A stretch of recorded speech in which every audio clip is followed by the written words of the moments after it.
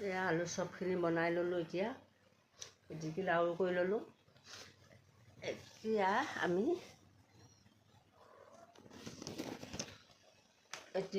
Bread গামছ cornflour কিবা কিবি লগাইছোঁ।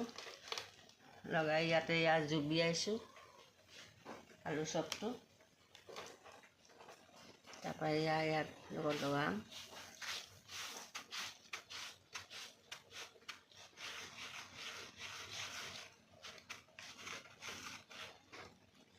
এইটো আলু চপ ইয়াত হৈ গ'ল। এইটো এতিয়া আলু চপ হ'ব। মানে কালিয়ে অৰ্ডাৰ এটা পালোঁ আমি আলু চপৰ। 150 আলু চপ লাগে। তাৰপৰা খোৱাৰ পৰা উঠি 8টা বজাত উঠি ল'ৰালৰিকৈ বনাইছোঁ। 10টা বজাত ডেলিভাৰী দিব লাগিব, হোম ডেলিভাৰী। তাৰপিছত আপোনালোককো যদি ঘৰুৱাভাৱে কিবা কিবি খানা পিনা দৰকাৰ হয়, আমাৰ ফোন নাম্বাৰটো দিম। কাহিলীপাৰা জনকপুৰত আপোনালোকে ল'ব পাৰিব। ঘৰুৱা ষ্টাইলত খানা পিনা পাব, ঘৰৰ পৰাই দিম। আগতে আমাৰ হোমলি কিটচেন আছিলে। অলৰেডি হোমলি কিটচেনখন বন্ধ কৰি দিয়া হৈছে, কিয়নো ৰাস্তাটো ভাঙিব। সেইকাৰণে আমি অলপ আগতীয়াকৈ ৰেষ্টুৰেণ্টটো বন্ধ কৰি দিলোঁ।